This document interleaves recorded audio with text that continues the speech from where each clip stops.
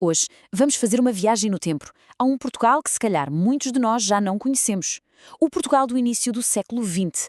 Bem antes do turismo em massa, o país foi, capturado numa coleção absolutamente fascinante de postais ilustrados. E vão ser precisamente estes postais o nosso guia. Uma janela para um país em plena transformação. Vamos a isso? Pois é, são memórias visuais que testemunham um país autêntico. Acho que esta citação resume na perfeição o que temos aqui. Porque, olhem, os postais são muito mais do que simples imagens bonitas. São verdadeiras janelas para um Portugal genuíno. São pequenos fragmentos de vida que nos mostram as paisagens, os costumes, o cotidiano de uma época que, em muitos casos, já desapareceu. E a lente que vamos usar para esta viagem tem um nome: cartofilia. Basicamente é o gosto, o estudo e a coleção de postais. Pensem nisto. Cada postal é como uma pequena peça de um puzzle histórico. Juntos? Bem, juntos revelam a imagem completa de uma era. E é precisamente com eles que vamos começar a explorar o país, de norte a sul. Ok, então a nossa jornada começa no norte de Portugal. E que região fascinante! Uma terra de enormes contrastes, onde o trabalho do campo, aquele trabalho de séculos, se cruzava com os primeiros sinais da modernidade. E algo novo, o surgimento de uma cultura de lazer. Quando olhamos para os postais de Minho, o que vemos é uma vida completamente ligada à terra e ao mar.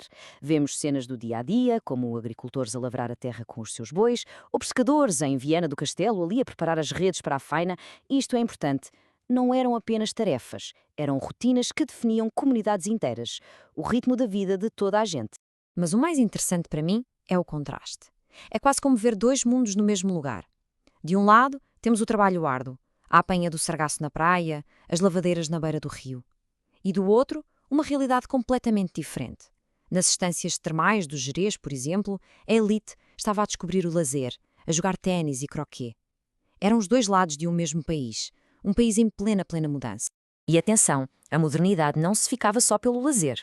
Os postais revelam pormenores que são absolutamente fascinantes. Por exemplo, os grandes hotéis no Gerês anunciavam com um orgulho imenso que eram os únicos iluminados a eletricidade.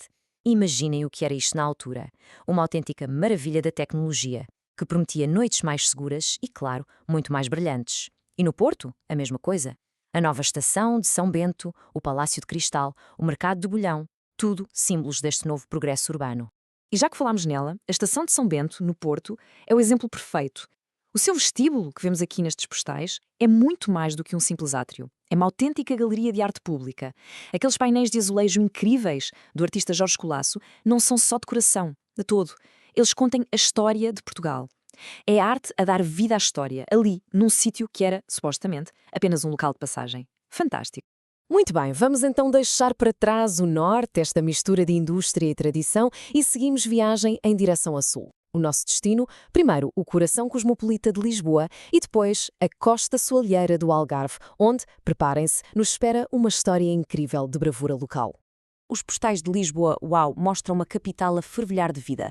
Vemos a grandiosidade da Avenida da Liberdade, o movimento constante de pessoas e elétricos no Rossio, a vida agitada da Ribeira Nova, mesmo ali, junto ao Tejo. São imagens que conseguem mesmo captar a energia do centro nevrálgico de Portugal. Mas é mais a sul que os postais nos vão revelar uma micro-história verdadeiramente fascinante. Vamos até o Olhão. Ali, os bancos de um jardim público foram decorados com azulejos de Jorge Colasso. Sim, o mesmo artista de São Bento. E o mais incrível é que esses azulejos, que infelizmente hoje estão destruídos, contavam um dos episódios mais heróicos da história daquela terra. Estamos a falar da história da Revolta de Olhão, em 1808. Durante a invasão francesa, foi o povo de Olhão o primeiro a revoltar-se em todo o Algarve. E depois de conseguirem expulsar os invasores, 17 homens fizeram o que parecia impensável. Pegaram num pequeno barco de pesca, o Bom Sucesso, e atravessaram o Atlântico inteiro para levar a notícia diretamente ao rei, que estava exilado no Brasil. É uma história e tanto. E este postal mostra-nos exatamente isso. O painel do início da revolta contra os franceses. A arte de Jorge Colasso conseguiu transformar um simples banco de jardim num verdadeiro monumento. Um monumento à coragem daquele povo, um monumento à liberdade. Depois temos este painel, o do caiaque a caminho do Brasil. Isto evoca a travessia, que deve ter sido perigosíssima. É mesmo difícil sequer imaginar a ousadia que foi preciso ter para meterem-se num barquinho de pesca e navegar através de um oceano inteiro. É notável. E por fim, a chegada ao Rio de Janeiro. Este painel é o clímax da missão, o momento em que entregam a notícia à corte portuguesa. Pensem nisto, um ato de heroísmo puramente local que teve um impacto nacional e que ficou preservado para sempre graças a estes pequenos postais. Claro que o Algarve era muito mais do que esta história, por mais incrível que seja. Os postais mostram-nos uma região de uma beleza absolutamente única, as falésias dramáticas de lagos, a arquitetura tão característica, cúbica, de Olhão. São imagens de uma paisagem que já naquela altura começava a atrair os primeiríssimos turistas. Ok, chegamos ao fim da nossa viagem. Então, o que é que aprendemos com isto tudo? O que é que estes pequenos retângulos de cartão nos dizem, para além do que é óbvio da imagem que mostram? Bem, o ponto crucial parece-me ser este. Esta coleção de postais captura um país em plena transição.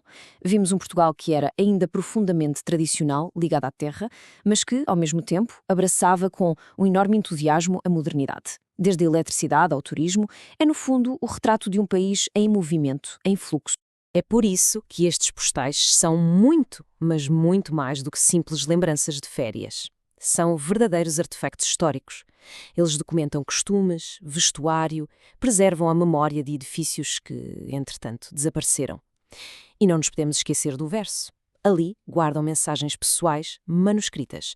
São ecos de vozes com mais de um século de idade. No fundo, acho que o poder disto tudo está na simplicidade.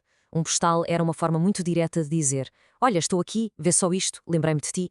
E é por isso que é uma história sobre identidade, sobre mudança, mas acima de tudo, sobre aquele desejo humano tão fundamental de partilhar um momento no tempo com alguém. E tudo isto acaba por nos levar a uma reflexão, não é? Hoje em dia nós criamos, sei lá, bilhões de imagens digitais todos os dias. A grande pergunta é: daqui a 100 anos, o que é que todo este nosso arquivo digital vai dizer sobre nós?